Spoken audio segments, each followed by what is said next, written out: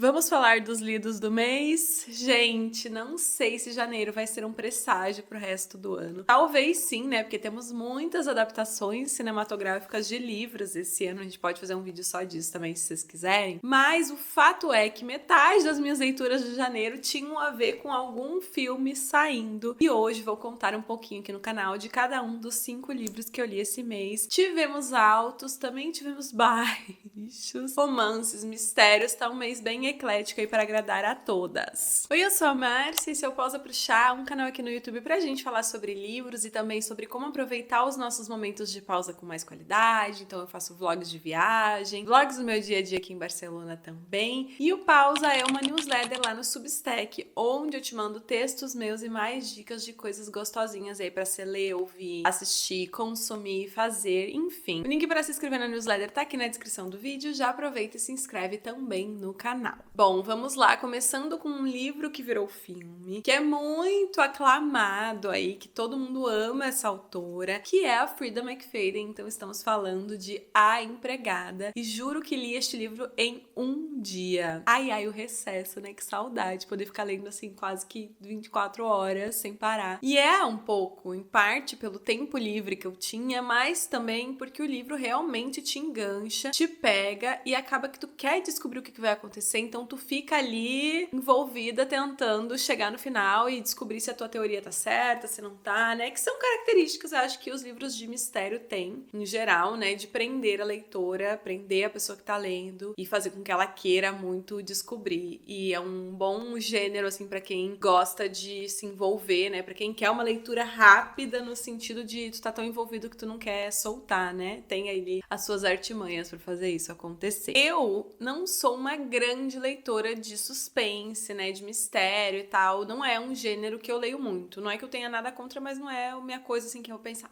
vou ler um mistério. Mas o que eu queria dizer é que eu descobri um mistério muito rápido, na verdade, assim, tipo, até foi uma amiga que me recomendou, né, pra gente ir ao cinema juntas e tal, e aí eu mandei um áudio pra ela, tipo, tô sentindo que talvez o que vai acontecer é isso. E, gente, era, tá? Então não sei se é um triunfo do livro isso, acho que pelo contrário, né, porque se até eu, que sou uma leiga no gênero, consegui pegar o que tava vindo aí, talvez o mistério em si não seja tão forte. Acho que as voltas que a história dá são legais e tal, mas não é inesperado. Vou dizer isso só pra não estragar o suspense também de quem ainda não leu, né, gente? Em A Empregada, a gente vai acompanhar a história da Millie, que é uma mulher ali nos seus 20 e poucos anos, que esteve presa desde a adolescência. E aí ela saiu da prisão agora, né, cumpriu a pena dela e tá tentando se reinserir na sociedade, encontrar um trabalho, né, porque ela tá naquele regime, tipo, condicional. Então ela precisa ter um lugar pra morar, ela precisa ter um emprego estável e tal. Só que é super difícil, né, de conseguir. Ela tinha conseguido um trabalho, já foi demitida. E ela encontra uma vaga de limpeza, né, de ser a empregada de uma família muito rica. E pra ela é meio perfeito, porque esse lugar tu tem que dormir lá, né, que a gente sabe que é uma grande cilada, né? Que não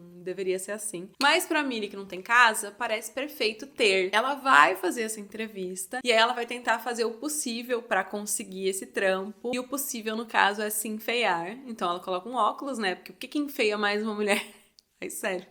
A Millie consegue esse emprego, mesmo contra todas as possibilidades, porque ela acha que assim que a mulher fizer um checar os fatos ali, né, da vida dela, não vai querer contratá-la mais. Mas a mulher contrata, ela vai muito feliz, e assim que ela chega nessa casa, ela vai começar a perceber que não é assim tudo tão perfeito quanto ela imaginava, né, que essa mulher é um pouco maluca. O casal tem uma filha também que é super esquisita, uma garotinha assim chata e parece meio uma boneca vitoriana, e elas ficam muito jogando, assim, com o psicológico da Millie um pouco. Então, tipo, ela pede uma coisa pra Millie, daí ela depois diz que não pediu, ou então briga porque diz que pediu, mas não pediu, sabe? É uma casa complicada, mas a Millie precisa muito desse trabalho. E também tem outro ponto que começa a fazer ela ficar, que é que o dono da casa, né, o marido, ele é um cara muito gato. muito gostoso, muito atraente. E ela começa a entrar nessa pira e nesse jogo de, cara, como é que pode esse cara perfeito, rico, bonito, fortão, não sei o que, legal, ter essa mulher que no livro, né, também tem uma grande diferença entre o livro e o filme. Ela é descrita como uma mulher que tá acima do peso, que tá feia, que tá descuidada. E esse cara é lindo, rico, como que ela é assim? Ela não precisa trabalhar, então ela teria todo o tempo e os recursos pra ser padrão, zona. E aí a Millie fica assim, ai, nossa, na verdade ele merecia coisa tão melhor, eu sou tão mais bonita, eu sou tão mais legal, eu sou tão mais interessante. E aí a gente vai ficando acompanhando esse triângulo aí,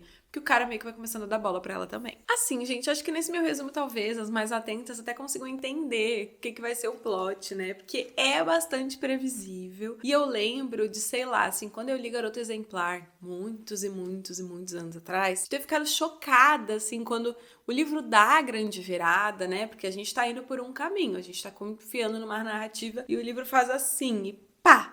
Eu lembro de ficar muito chocada, assim, daí ficar vidrada, voltar até uns capítulos pra ver se eu pegava coisas que eu não tinha pego antes, sabe? Ou até os livros da Agatha Christie são muito famosos por fazer isso também, né? Te dando migalhas, e aí depois às vezes tu não pegou, tu volta e tal. Eu não acho que é o caso aqui. Isso não quer dizer que é um livro ruim. Eu não achei um livro ruim. Eu dei 3,5 estrelas, então um livro que tá acima da média. Não achei icônico, mas está acima da média. É um livro rápido e fácil de ler. Como eu disse, eu li em um dia, e li em inglês, que eu achei que eu ia demorar um tempão, mas tava assim engolindo esse livro. E aí, outra coisa que eu lembrei agora também que eu não gostei tanto, né, já que eu estou falando aqui de ser previsível, é que eu acho que a atmosfera de que tem algo estranho rolando, ela pesa a mão um pouco, a autora pesa a mão um pouco às vezes. Porque a Millie, que é a nossa narradora, ela fica desde o início, ai, esta garota parece as meninas fantasmas do Iluminado, alguma coisa muito estranha está acontecendo aqui. Nossa, eu vejo tal coisa e não sei se vou acordar viva amanhã. E essas coisas, pra mim, não precisava. Eu achei até meio pedante, assim, dei uma revirada de olho, porque me mostra essa atmosfera estranha. Me mostra a mulher agindo estranho. Me mostra a garota te observando no fundo do corredor. Tu não precisa me dizer que parece o Iluminado. E aí eu acho que nesses momentos, assim, perde um pouco da força, porque seria mais interessante se ela tivesse meio de sangue doce e aí fosse vendo as coisas serem realmente muito esquisitas, sabe? Tipo, toda a parte do comportamento da Nina já gera pra gente uma sensação esquisita de que algo não tá certo ali. Não precisava desses complementos, como se ela estivesse achando um pouco que a gente é burra, sabe? Se a gente não conseguiu entender, talvez é porque tu não tá desenhando bem essa atmosfera, enfim. Um resumão, um bom entretenimento, especialmente pra quem vai fazer essa dobradinha livro-filme, que eu recomendo bastante. De um suspense, eu fui parar em um romance que também virou filme. Se você é leitora de romance, já sabe do que eu tô falando, é claro. E é o primeiro filme da Emily Henry adaptado para o cinema, disponível na Netflix, baseado no livro De Férias com Você, que é um livro que eu particularmente tenho muito carinho, adoro. Não é o meu favorito da Emily Henry, mas é um dos que eu amo, tinha lido há muitos anos, né, quando saiu. E agora, como ia sair o filme, eu reli. Fiz um vídeo aqui no canal, inclusive, comparando livro e filme, né, para que vocês possam ter aí mais detalhes, quem já assistiu. Vou deixar aqui em cima esse vídeo, que eu acho que é um entretenimento divertido aí pra gente conversar e fofocar sobre o filme. E sério, se você não leu este livro, para o que você está fazendo e vá se divertir. Esse ano eu tive várias amigas que entraram nesse hype, né, em janeiro, e vieram me falar, me perguntar e tal. E todas, sem tirar nem pôr, amaram o livro, amaram ter essa experiência. Pra quem tá no verão, então, né, que não é o meu caso, é um livro perfeito pra ler na beira da praia, na piscina ou de férias, porque é um livro que vai falar muito sobre viajar, assim. Eu não sou uma pessoa que lembra muito de frases de livros, né? De coisas assim, eu esqueço um pouco depois que eu li. Mas eu lembro muito das sensações desse livro e de que eu me diverti muito, né? Antes de voltar a lê-lo, eu tinha assim dentro de mim, nossa, como eu me diverti, como eu ri acompanhando esses dois personagens. E agora, relendo em janeiro, foi exatamente a mesma sensação. Que o Alex e a Pop, que são os nossos protagonistas, eles são muito bem-humorados, eles têm um humor ácido, mas um humor assim rápido e de fazer piadinha interna e ficar repetindo aquela piadinha que eu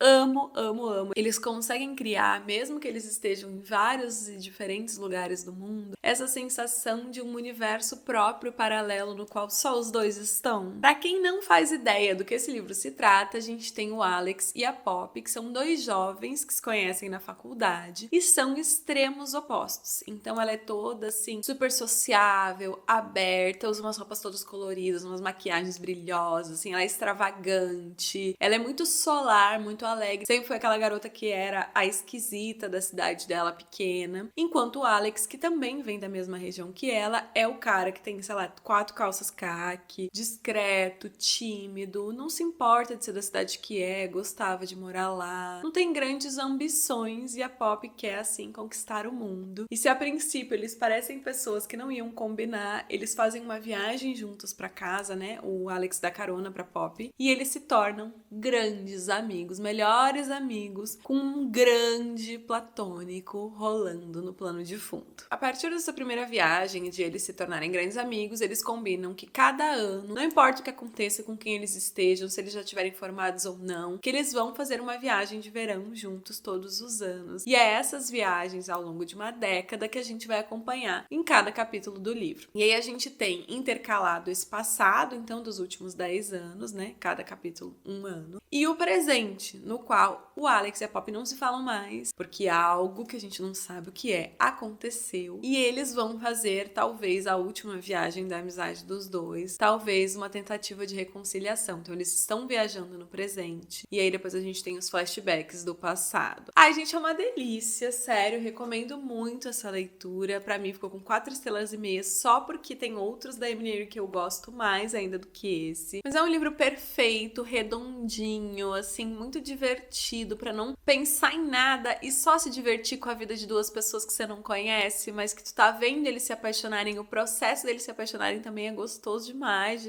de acompanhar. Tudo de bom, eu não tenho nada pra reclamar desse livro, assim. E o filme eu achei uma boa adaptação também, mas eu falo sobre os prós e os contras, sobre o que gostei e o que não gostei no vídeo que está aqui no canal. O próximo livro da nossa lista esteve muito hypado um tempo atrás. Todo mundo que leu, amou, postou resenhas, uau, best-seller, muito legal, muito espirituoso. Então eu tava muito curiosa e até um pouco culpada de ter demorado tanto pra ler, porque, né, eu comprei no início do ano passado e fui ler só agora. Pois quem dera eu tivesse deixado pra depois, porque eu achei um saco, detestei esse livro. Estou falando de Impostora, da R.F. Kuang. E, assim, no começo eu fiquei me sentindo péssima, de tipo, nossa, o que eu não peguei, né, que todo mundo amou. Mas quando eu postei no meu Instagram falando que, gente, devolvam as minhas horas que eu gastei aqui, várias pessoas me responderam que finalmente alguém estava falando mal deste livro.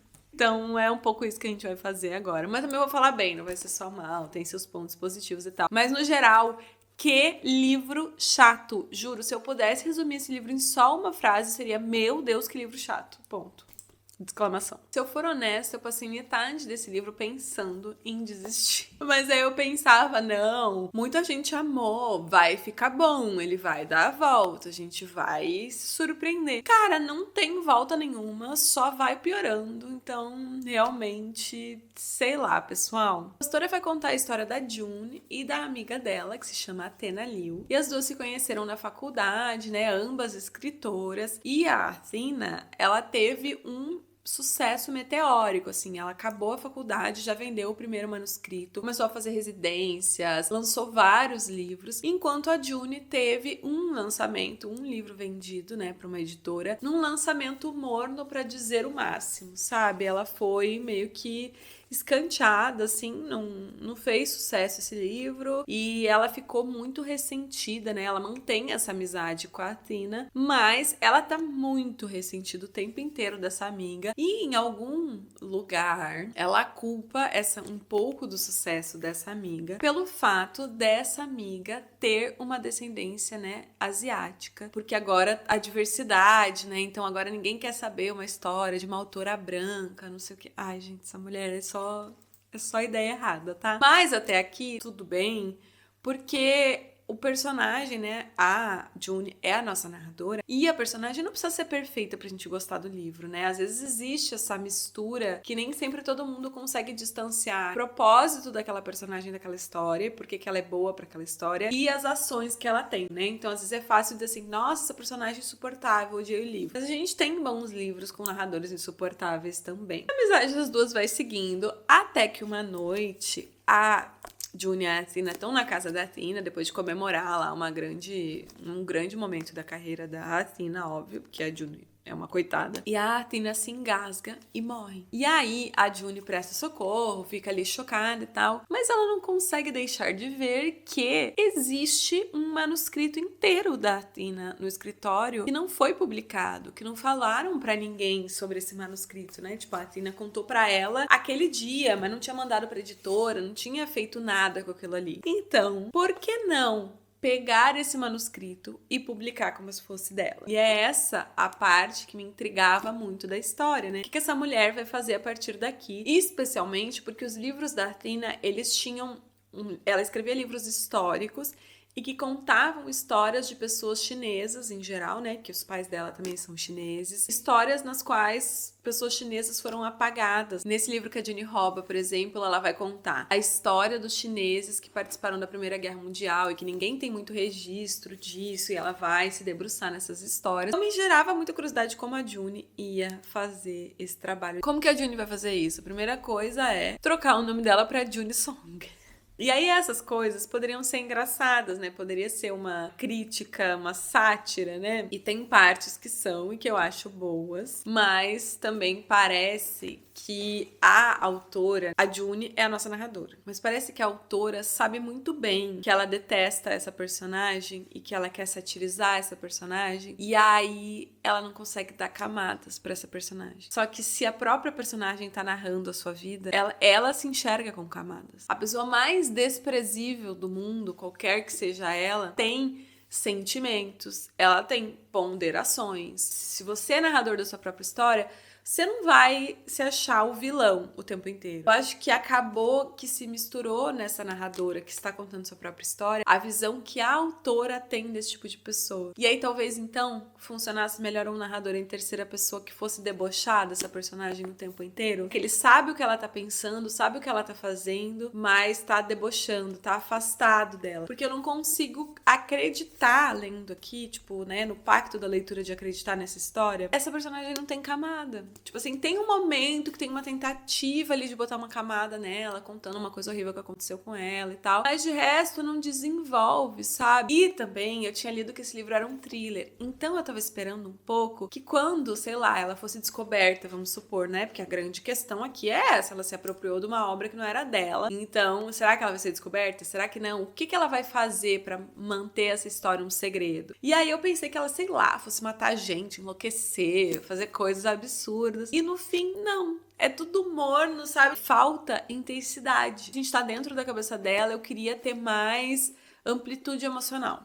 E não tem. Também, várias vezes, a June fala com o leitor, e você deve estar pensando que eu sou uma bruxa. Então ela sabe que alguém tá lendo ela também, sabe? Tipo assim, porque eu acho que, sei lá, no teu diário tu vai te botar tão sem nuance. Mas se tu tá te apresentando pra outras pessoas, vai tentar dar uma apaziguada na tua parte, não? Não consigo acreditar que a June é uma pessoa. E aí isso é um grande problema. Tem passagens interessantes, então tem um momento, por exemplo, que a June é chamada para ir numa associação de senhores chineses, né, falar sobre isso, e dá a entender que eles só chamaram ela porque ela também seria chinesa, né? E aí quando ela chega lá, a mulher fica totalmente desconcertada. E aí elas têm um pouco, assim, uma crise de moral de ver aquele monte de senhores e tal. Tem coisas interessantes, mas a sensação que ficou para mim é que livro chato. E final horroroso.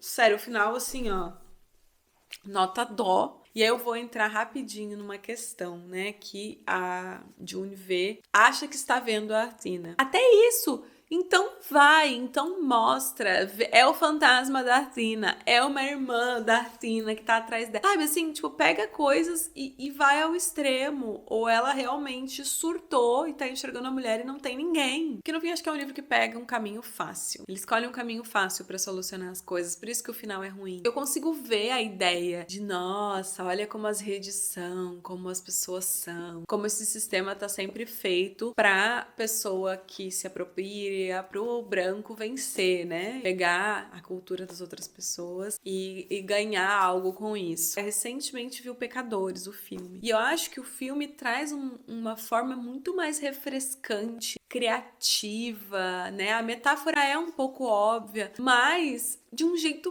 muito, muito, muito interessante. E aqui falta interessância. Por isso, pra mim, ficou com 2 estrelas. E lamento muito. Gente, me contem nos comentários se vocês gostaram desse livro, o que vocês acharam. Eu gosto muito de acompanhar. E se você não gostou, também me conta nos comentários pra gente dar as mãozinhas, porque foi osso. Foi uma leitura que várias vezes eu pensei, o que eu tô fazendo aqui? E aí, do pior, a gente vai para o melhor do mês, Meridiana, da Eliana Alves Cruz. Que felicidade a minha, quando uma prima do Ícaro disse que tava vindo do Brasil e eu pude pedir essa entrega express pra ter o livro em minhas mãos, porque olha que linda que é essa capa. Gente, o papel parece assim seda. Ai, como é bom um livro brasileiro, sabe? Eu já falei sobre a Eliana Alves Cruz aqui no canal num outro momento, falando sobre Solitária, que é este livro aqui, que eu amo, amo, amo. Vou deixar aqui em cima o vídeo da resenha, porque vale muito a pena. E Solitária me emocionou muito, então eu tinha, assim, uma alta expectativa pra ler Meridiana, e cumpriu. É um daqueles livros que eu sinto que os personagens e a história vão ficar dentro de mim por um bom tempo. Inclusive, aconteceu uma coisa comigo lendo esse livro que há muito tempo não acontecia, que é terminar a história e ter me marcado tanto, ter me emocionado tanto, ter me sensibilizado tanto, que eu acabei e me abracei no livro. Fiquei um tempo, assim, que eu tava num parque e fiquei, assim, olhando pro nada, abraçada no livro, porque me emocionou demais. Eu não conseguia... Precisava de um toque físico mesmo, da gente ficar, assim, um pouco pra abrandar dentro de mim todas as sensações que esse livro me fez sentir. Assim. Esses personagens meio que se costuraram em mim de alguma maneira, né? Especialmente a Meridiana, que é esse elo entre toda a família, é esse meridiano que está entre 2 polos e tenta juntá-los de alguma maneira. E ela é muito disposta a cuidar e a proteger de quem ela ama, ao mesmo tempo que ela é a rebelde da família, né? Que tem os pensamentos mais radicais da família ali, mais progressistas. Ela é esse cuidado, esse afeto, essa pessoa dedicada a amar e cuidar os seus, o que eu achei, assim, muito bonito. E também a gente vê e acompanha pela história dessa personagem o quanto isso é pesado na vida dela também. Porque, né, ser essa pessoa que dá conta de muita gente é um papel muito feminino, inclusive, né? Na nossa sociedade, essa pessoa que apazigua 2 extremos, que vai tentar criar um ponto de união entre uma família que não se dá bem, entre amigos, que vai ser a pessoa que vai, inclusive, conciliar na sua própria relação amorosa, afetiva, enfim. É um papel muito feminino e a Meridiana aqui é muito essa mulher, assim. Mas ela tem um jeito que me tocou muito, assim. Tem um momento que ela vai escrever uma carta, que essa carta, assim, lágrimas e frases que vão ficar aí dentro da minha cabeça um bom tempo. Isso dá muito trabalho, né? Ela vai falar também as verdades na cara de que ela precisa falar, então não é que ela vai ser só afetuosa e carinhosa, não, ela é essa presença que nem sempre vem de um carinhoso, mas também dá um soco de realidade, às vezes, nas pessoas, né? E falar o que precisa ser dito com todas as palavras. O livro vai contar a história da família da Meridiana, então, né, obviamente, dos pais dela pra baixo. E ela tem mais 2 irmãos, o pai e a mãe. Essa família vivia numa favela que chama Matadouro. E o livro vai começar justo no momento em que essa família está se mudando da Matadouro para a zona central da cidade, porque eles estão ascendendo socialmente. Eles vão fazer o que for preciso preciso para oferecer para os filhos uma vida melhor do que eles tinham e para não oferecer essa escassez. Eles querem que os filhos tenham todas as oportunidades, que eles também tenham essas oportunidades, né? Que eles saiam de lá. E eles falam em algum momento, né, que parece que a Matadouro era o outro extremo dessa cidade, que tudo funcionava lá, então as coisas da Matadouro saíam para lá, as pessoas saíam de lá às vezes para trabalhar, mas nada chegava de volta. Então a riqueza não chegava lá, a fartura não chegava lá, os direitos básicos não chegavam lá. E então eles fazer esse movimento para eles também é fisicamente simbólico, não é só emocionalmente, né? Então eles vão tentar meio que gabaritar esse jogo de pertencer a outra classe, né? E é um assunto super interessante que está rolando muito, né? Que a gente tá com muito interesse, felizmente, em ler sobre isso nos últimos anos. Mas aqui a Eliana faz algo muito importante, que é fazer essa intersecção entre classe e raça. Porque a família da Meridiana vai ter muito, além de ter que fazer todo esse desafio que é migrar de classe, tentar pertencer a outra classe, entender quais são os símbolos dessa outra classe, ter condições financeiras de bancar esses símbolos. O pai da Meridiana vai trabalhar assim desesperadamente a vida inteira para tentar fazer isso acontecer para eles e tal. Além disso tudo, a gente ainda tem todas as questões raciais. Então, por mais que eles façam tudo isso, eles não vão ser percebidos por esses pares, em sua maioria pessoas brancas, como pares. O peso que isso tem para cada um desses membros dessa família é muito forte. E aí aqui vem um trunfo muito grande do livro, que o livro é dividido pela perspectiva de cada um dos familiares. Então a gente tem muitos narradores, é um livro curtinho, mas a gente tem 6 ou 7 narradores, né? Então a gente começa e termina com a Meridiana, mas a gente vai ouvir a mãe, o pai, os 2 irmãos e uma melhor amiga da família também. E é muito legal isso, porque a gente vê a pluralidade das vozes dentro de uma só família, né? De pessoas que estão vivendo as mesmas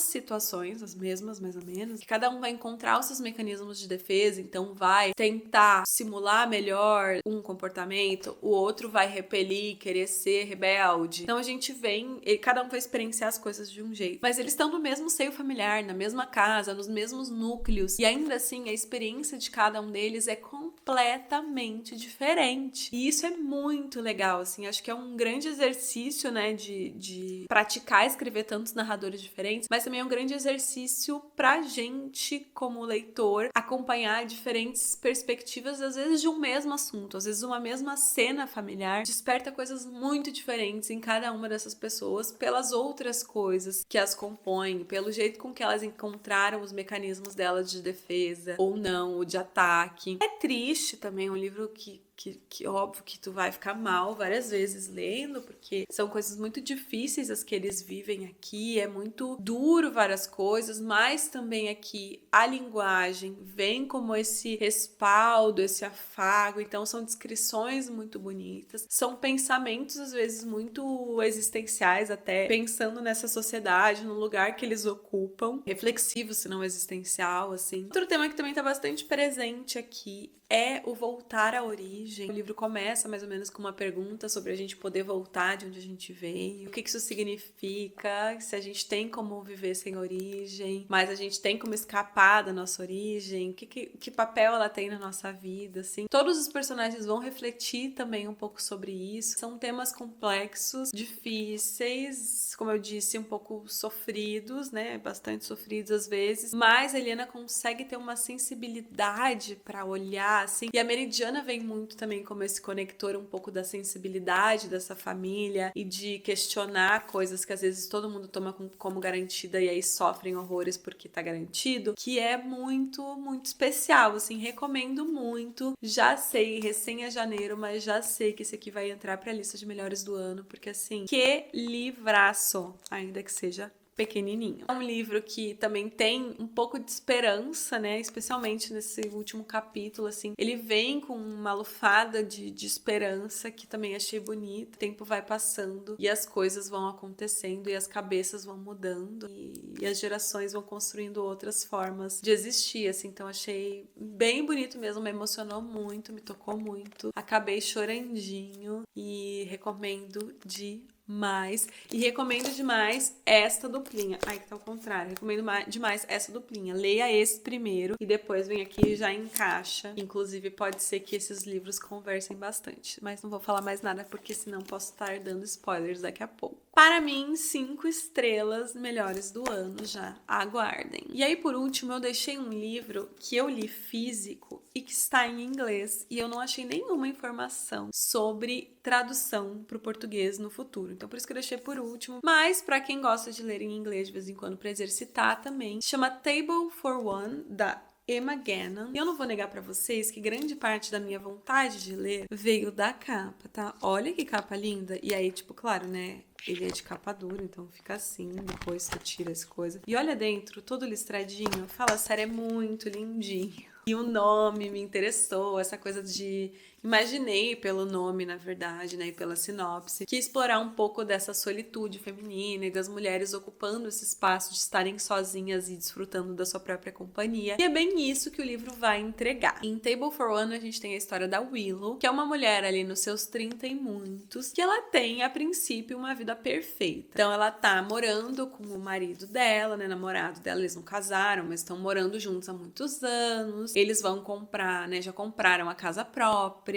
Ela e ele construíram uma empresa juntos que deu super certo, então eles têm uma vida financeira boa. Estão ali numa vida, né, se tu olhar de fora, eles deram todos os cheques que se espera da vida adulta, que a gente tem meio como definido pra todo mundo, e aí quando a gente não se encaixa fica se sentindo péssimo, de não tenho uma carreira estável, não tenho um relacionamento longo, não tenho minha casa própria, essa aspira de gente com 30 e poucos anos, né? E a Willow tá com tudo isso conseguido, mais ou menos. Mas, ao mesmo tempo, essa personagem não está tão feliz. Só que ela não tem coragem de encarar que ela não está feliz. Então ela tá só levando essa situação e várias das coisas que ela acha que ela deu check, na verdade, a que custo, né? Vamos ser sinceros. Esse cara que ela tem como par, né? Ele talvez seja um lixo de pessoa com ela, mas ela não percebe no trabalho. Ela também, tipo, tá totalmente escanteada. Ela foi uma das fundadoras, mas esse cara trata ela como se ela fosse só um peso ali na empresa. Então tem várias mini coisinhas acontecendo até que esse cara decide que ele vai embora e a Willow meio que perde tudo. Isso tá na sinopse, tá, gente? Então, assim,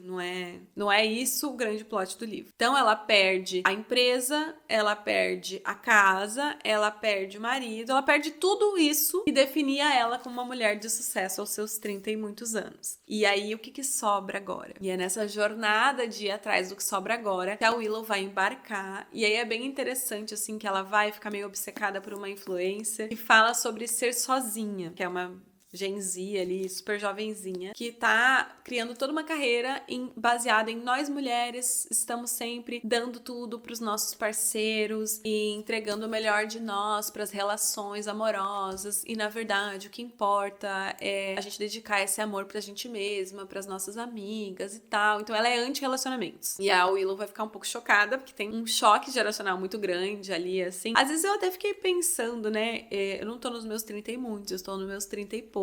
E às vezes eu achava o Willow um pouco conservadora, assim, tipo, parecia... Não sei se me bateu ruim a geração dos 30 tá nessa pira de ser tão certinho e fazer tudo como tinha que ser feito pelo manual, sabe? Porque eu não sei, eu acho a nossa geração, mas é isso, né? Ela tá um pouco mais pra frente que eu nesse livro. E também é de Londres, é outra cultura. Mas eu acho que a gente tá redesenhando os 30, né? A década dos 30 de um jeito diferente do que vinha sendo até então, sabe? Pra algumas bolhas, né? Tem outras que tá todo mundo seguindo a mesma cartilha. Então, às vezes me gerava um pouco um desconforto, assim, de nossa, Willow, mas por que te choca tanto, né? Sei lá, falar sobre relações amorosas não serem o centro da vida, sobre a gente ser, né, o centro da nossa própria vida, as nossas amigas, merecerem a dedicação que a gente às vezes dá pra relacionamentos românticos apenas, é uma conversa que super tá rolando, né? Nas redes, entre os meus grupos de amigas. Me surpreendeu, assim, um pouco às vezes a Willow, mas tá, beleza. E aí, a partir dessa relação com essa influencer, a Willow também vai ir na jornada dela. E é isso, assim, ela é uma mulher sem identidade. A identidade dela tava muito construída em cima desse cara. Então é legal ver as formas com que ela vai construindo esse caminho pra ela mesma, vai encontrando quem ela é e tal. Então eu gostei, assim, tipo, eu achei excelente. Eu tava esperando também algo mais aqui, mas eu achei legal e também tanto acompanhar a menina mais jovem, que também tem suas próprias questões pra lidar em relação a tudo isso e tá na internet, mas também a jornada da Willow de se encontrar, assim, é bonita. E aí talvez o que eu não gostei muito é que eu achei tudo muito extremo, sabe? Tipo, os personagens ou nossa, em volta do par romântico a vida se constrói, ou vamos ficar sozinhas, sabe? Tipo, 8 ou 80. Sei lá, vamos usar menos o celular. Então jogue seu celular na lixeira e nunca mais toque, sabe? Tipo, a gente talvez tenha que aprender a se relacionar melhor com as relações afetivas que a gente tem, com as relações amorosas, e não ter namoro. Eu senti um pouco de falta de nuance, né? Elas estavam muito, cada uma num polo, sabe? Mas é isso, assim, eu achei uma boa história, legal, recomendo pra quem quiser aí dar uma trabalhada no seu reading. É um livro que não é muito pesado, ele é leve, mas acho que é um livro meio de coming of age, né? Dessa coisa da descoberta numa idade que a gente, em teoria, aprendeu que já tava tudo descoberto e tudo resolvido. E nunca está, né? Olha só. Que doideira. Quem iria imaginar que nunca está? Mas é bonita a jornada dela de se encontrar, assim, e de como essa jornada de se encontrar também passa por estar envolta em outras mulheres, né? E nas nossas amizades. Ainda que aqui a Willow também vai ter umas amizades bem esquisitas. É isso, gente. Pra mim ficou com 3,5 estrelas. É uma história, né? Que eu tenho cada vez mais curiosidade e interesse também, porque sou eu, uma mulher de 30 anos, em ler histórias de mulheres mais velhas passando por grandes mudanças, sejam profissionais, de relacionamento, de país, de vida, de terem as certezas que tinham jogadas pro ar, sabe? Porque eu acho que é um processo que todo mundo vai passar muitas e muitas e muitas vezes ao longo da vida, e eu acho interessante ver como cada personagem vai navegando por esses mares tempestuosos que todas nós estamos tentando boiar, sabe? E é isso, esses foram os lidos de janeiro. Espero que você tenha gostado. Me conta nos comentários o que você leu em janeiro, o que você recomenda, se gostou dos livros, o que achou, se já leu algum da minha lista. Vamos seguir a fofoca nos comentários. Lembrando que toda semana tem vídeo novo aqui no canal, então já se inscreve para não perder nada. Um beijo e até o nosso próximo chá.